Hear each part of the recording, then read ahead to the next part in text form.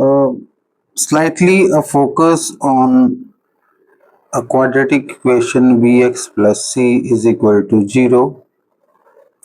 We were writing it earlier like fx is equal to ax square plus bx plus c is equal to 0. Where x is a factor, it has got orders 2. So there are two roots. There are two roots. Two roots. Okay. So if we find out the formula, we can derive it by completing the square. So let us write it once again. Ax square plus bx plus c is equal to 0. Ax square plus bx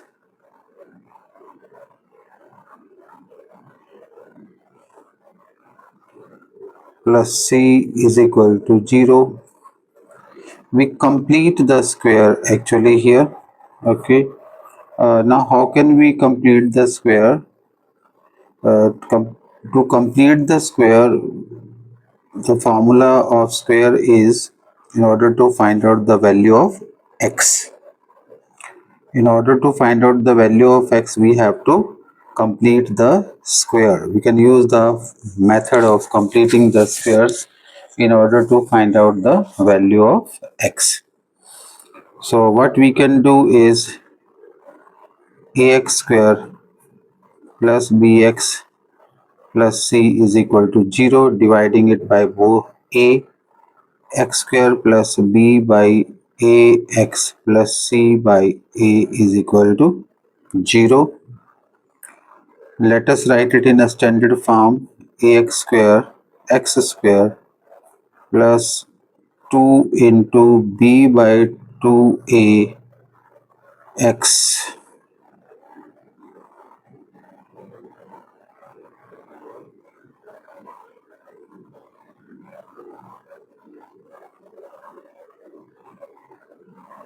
Let us take this on the other side, minus c by a.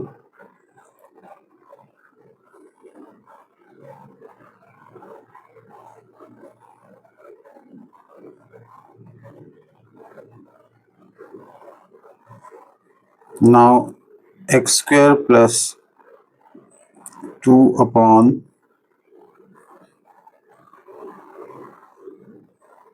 b into b by 2a into x plus b by 2a the whole square, दोनों तरफ add कर दिया हमने, plus b square by 4a square. हमने क्या किया, a square plus 2ab into b square का formula पूरा करने के लिए हमने दोनों तरफ b square plus minus c as it is है ऐड कर दिया इसको.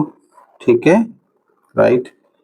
अब ये बन गया x plus B by 2a the whole square, और यहाँ पे बन गया P square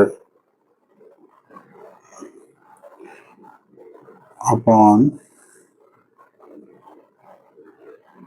2a the whole square, b upon 4a square, b square upon 4a square minus c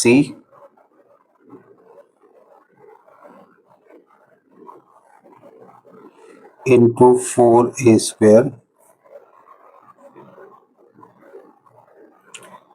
अब जब हम इसको स्क्वायर रूट करेंगे, दोनों तरफ का स्क्वायर रूट लेंगे, तो ये बन जाएगा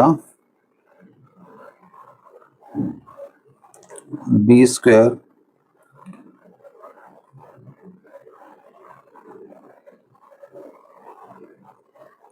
minus 4a square c upon 4a square.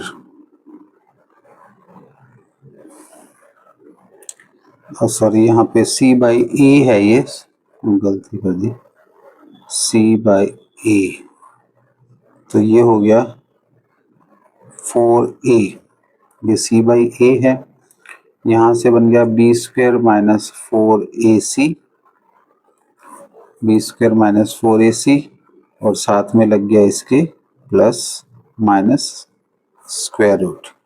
हमने दोनों तरफ का स्क्वायर रूट ले लिया, दोनों तरफ का स्क्वायर रूट ले लिया हमने। ओके, यहाँ पे कंप्लीटिंग द स्क्वायर कर दिया, क्या कर दिया, कंप्लीटिंग द स्क्वायर्स मेथड से प्रूव कर दिया इसको। अब x plus B by 2a is equal to plus minus B square minus 4ac the whole square root, और 4a का स्क्वायर क्या हो गया 2a। अब x को निकालने के लिए क्या किया हमने, माइनस बी बाई 2a को इधर ले गए, plus minus B square minus 4ac the whole square root divided by 2a। फार्मूले को वाइंड अप किया, ये बन गया minus B plus minus B square minus 4ac upon 2a। इसके रूट्स आ गए दो, पहला रूट हुआ minus B plus minus B square minus 4ac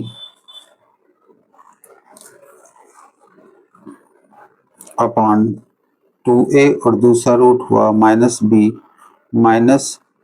square minus 4ac upon 2a। ये इनके दो रूट्स आ गए। ठीक है, ये डायरेक्ट फार्मूला है। अब इसकी कुछ कंडीशंस हैं जो हम अभी डिस्कस कर लेते हैं। इसमें जो बी स्क्वायर माइनस 4ac है, इसको हम d लेते हैं, दिस इज कॉल्ड डिस्क्रिमिनेंट।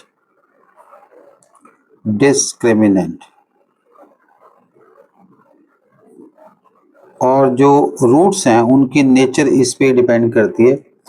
देखिए, रियल रूट्स हैं और परफेक्ट स्क्वायर हैं कि नहीं है, ये इस पे ही डिपेंड करता है। ठीक है, राइट। सो हम कंडीशंस को डिस्कस करते हैं एक एक करके।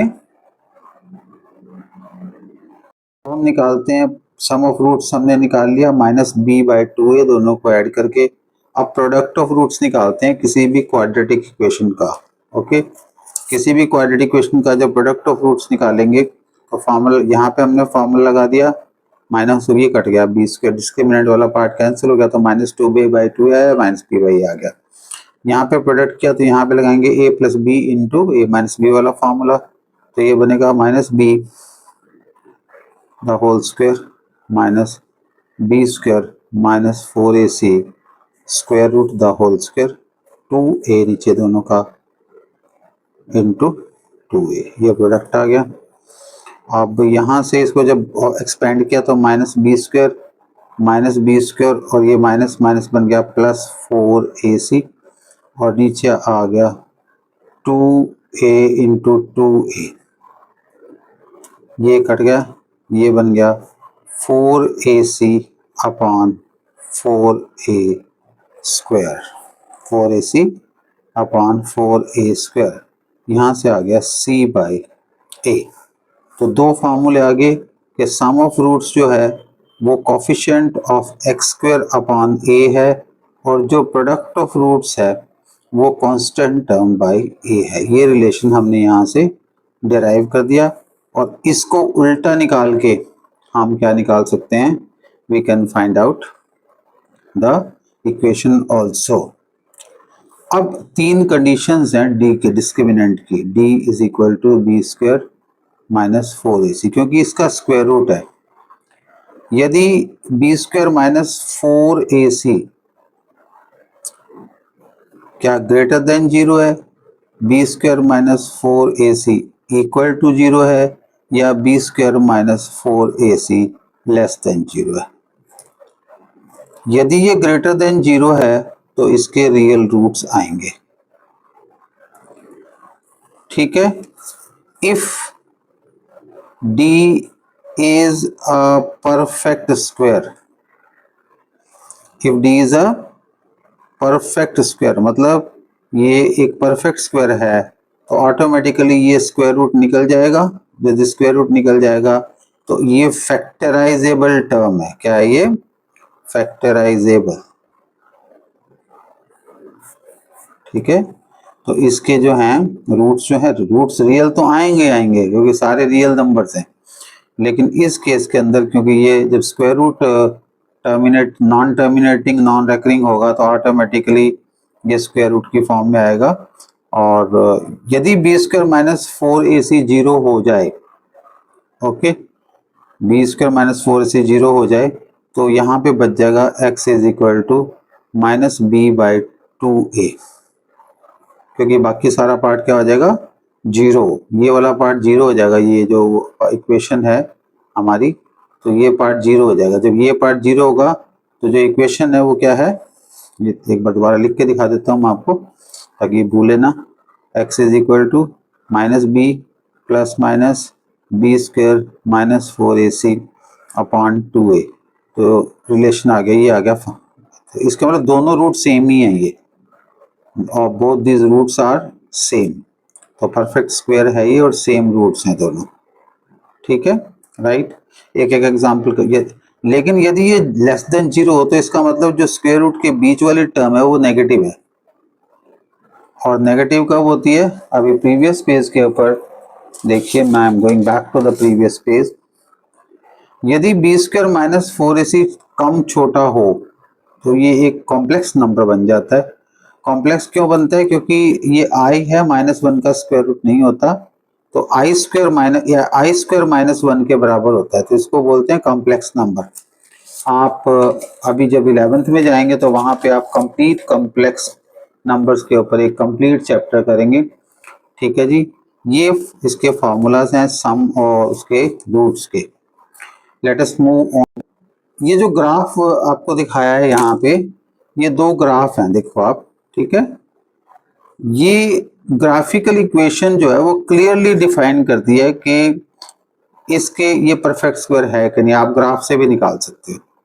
देखो, ये जो ग्राफ है ये वाला और इस ग्राफ, दोनों ग्राफ में क्या डिफरेंस है, दोनों ग्राफ में ये डिफरेंस है कि ये जो ग्राफ है ये एक्स एक्सिस को 2 पॉइंट पे काटता है, इस और एक्स एक्सिस क्या कंडीशन है, एक्स एक्सिस के ऊपर वाई क्या होता है, वाई जीरो के बराबर होता है, यही तो हम चाहते हैं, इन्हीं को तो जीरोस ऑफ द पॉलिनोमियल, इसके दो जीरोस ऑफ द पॉलिनोमियल हैं, there are two zeros of the polynomials in this case, okay. Similarly ये केस है, अब इस केस में क्या है, जो कोफिशिएंट ऑफ ए है वो ग्रेटर देन जीरो है इस केस में, और इस केस में क्या है, कोफिशिएंट ऑफ ए क्या है, लेस देन जीरो।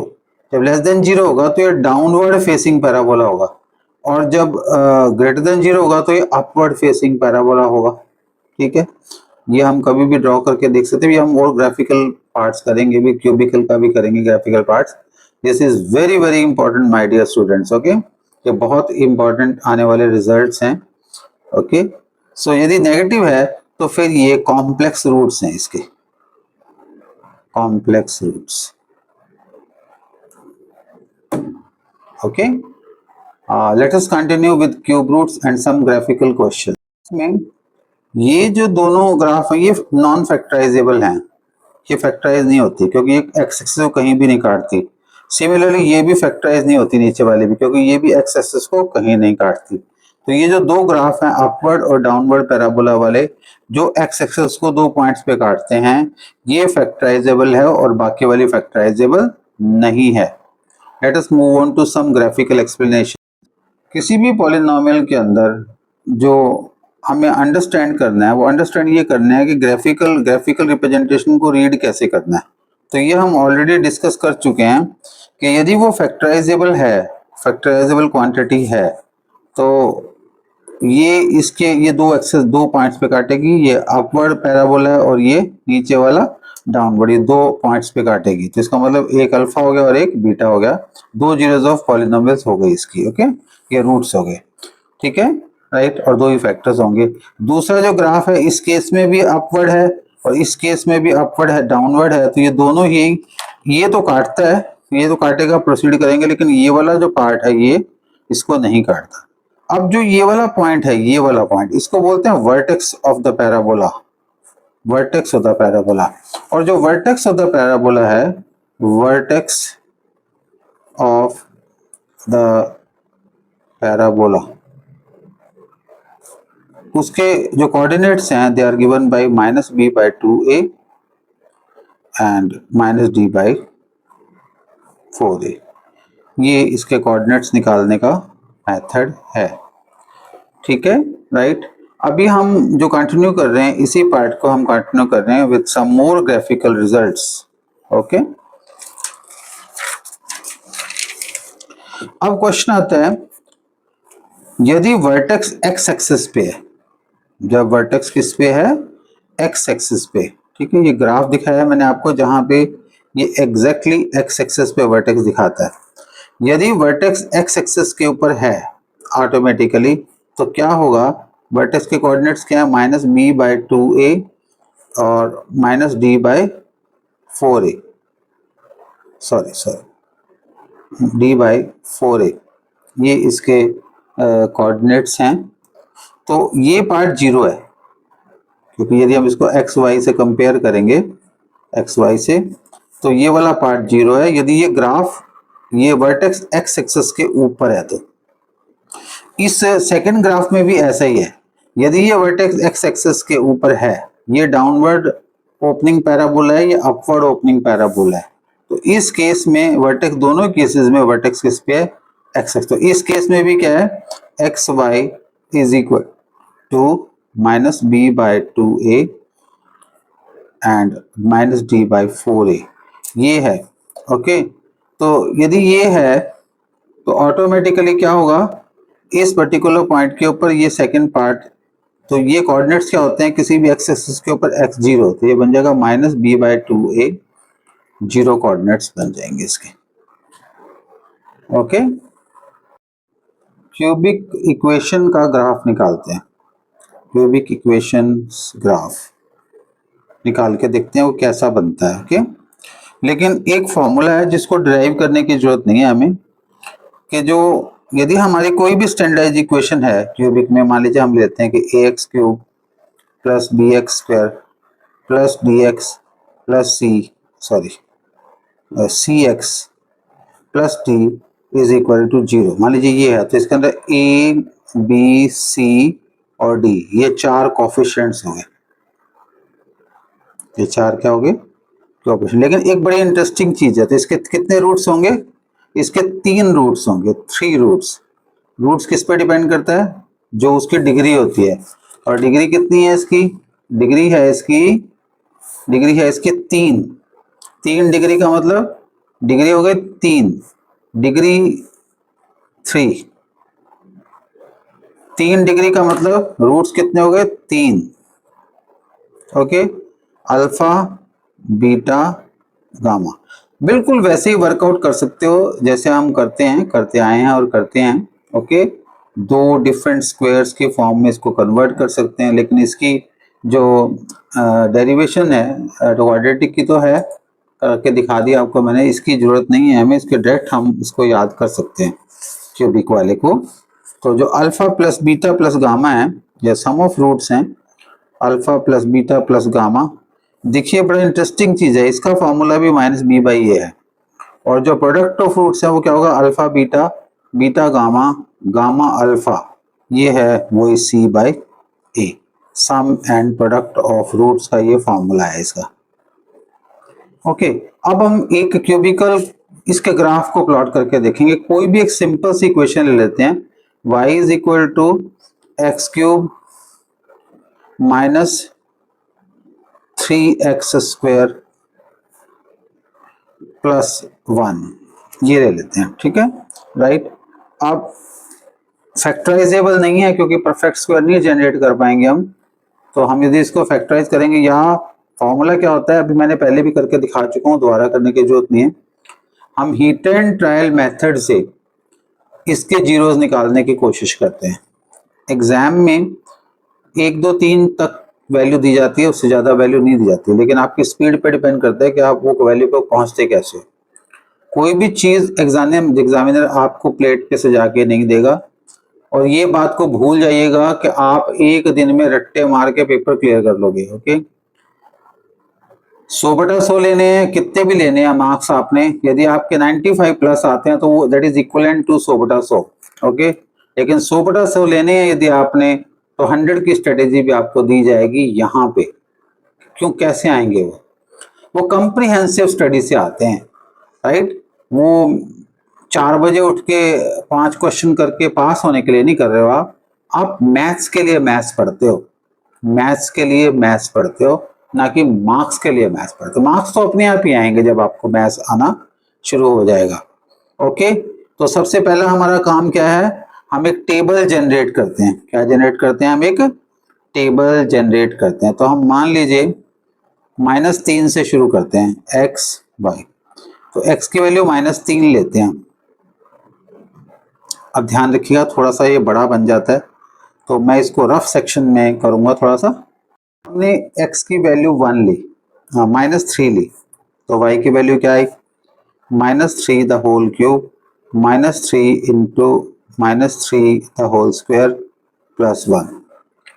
अब ये हो गया -27, ये हो गया -3 इंटू 9 प्लस 1, ये हो गया -27 और ये हो गया +27 -27 ही रहेगा ये, और +1, इसकी वैल्यू आ गई 50 -53। मैंने आपको पहले ग्राफ में बताया था कि जो स्केल बनाएंगे हम वो उसके हिसाब से बनाएंगे। तो -3 पे इसकी value I, I am putting it here -53, पहली तरफ डाल रहा हूँ मैं टेबल के अंदर मेन पेज पे। ओके, फिर हमने x की वैल्यू -2 पुट की। एक बार फिर चेक करते हैं, -3 the whole cube, -3 into -3 the whole square plus 1। So -27 -3 into 9 हो गया, ये स्क्वायर हमेशा पॉजिटिव होता है। 9 3 27, -27 -27 54 -1। अब हमने x की वैल्यू क्या पुट कर दी, 2। So y is equal to -2 the whole cube, -3 into -2 the whole square plus 1। ये हो गया -8 -3 इंटू 4 प्लस 1। ये वैल्यू कितनी आ गई, -8 इंटू -12 प्लस 1। ये हो गया 20, ये 20 -1 19 आ गई ये वैल्यू, -19। एक बार फिर देखते हैं, -2 का क्यूब -8, -3 2 का स्क्वायर 4, 4 2 12 प्लस 1 क्या आ गया वैल्यू 19। तो -2 पे वैल्यू कितनी आ गई, -19। अब लेंगे -1। जब हम x की वैल्यू -1 लेंगे तो y बनेगा -1 the whole cube, -3 into -1 square plus 1। हम चाहते तो हम सीधा y क्यूब भी ले सकते थे, लेकिन थोड़ा सा मजा भी आना चाहिए कैलकुलेशन का, है ना, राइट। तो ये हो गया -1 -3 प्लस 1, तो ये आ गया वैल्यू -3। तो -1 पे वैल्यू आ गई -3। फिर हमने 0 पुट कर दिया। जब x की वैल्यू 0 पुट करेंगे तो y is equal to 3 0 cube -3 into 0 square plus 1। तो ये वैल्यू आ गई 1। तो 0 पे वैल्यू आ गई 1। फिर हमने पुट किया 1। जब हमने x की वैल्यू 1 पुट की तो y की वैल्यू आ गई 1 क्यूब -3 इंटू 1 स्क्वायर प्लस 1। सो 1 -3 प्लस 1, ये वैल्यू आ गई -1। तो -1 पे वैल्यू आ गई 1। फिर हमने वैल्यू पुट की 2। जब x की वैल्यू हमने 2 पुट की तो y की वैल्यू आ गई 2 क्यूब -3 इंटू 2 स्क्वायर प्लस 1। ये हो गया 8, 3 इंटू 4 प्लस 1। ये हो गया 8 -12 प्लस 1। ये हो गया -3, -3 वैल्यू आ गया। फिर मैं वैल्यू पुट की 3, x इज इक्वल टू 3। जब x की वैल्यू 3 पुट की तो y is equal to 3 cube -3 into 3 square plus 1। ये हो गया 27, ये हो गया 3 9 3 27, ये प्लस 1। तो 3 पे इसकी वैल्यू आ गई 1। ये जो मैं आपको दिखा रहा हूँ, जो मैंने रफ में किया था, वो मैं इसको यहाँ पे दिखा रहा हूँ आपको। ये हमने एक टेबल क्रिएट कर ली।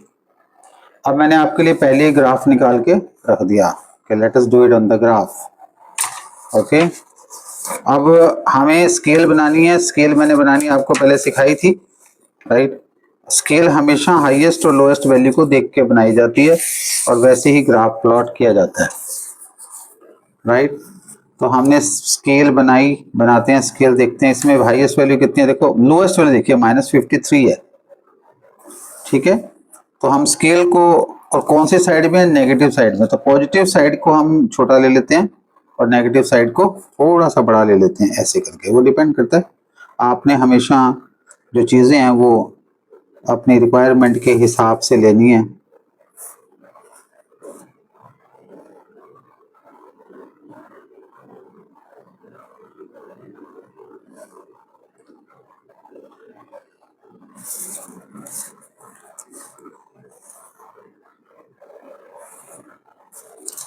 ठीक है जी, ये हो गया x, ये x डैश, और ये हो गया y एंड y डैश, 0 0। ये इसका ग्राफ है। अब हमारी -3 पे वैल्यू है -53, तो बहुत ज़्यादा गैप है यहाँ पे। अब यदि हम 10 के हिसाब से ले तो ये बन जाएगा 10, 20, 30, 40, 50, 60, 10, 20, 30, 40, 50, 60, 10, 20, 30, 40, 50, 60।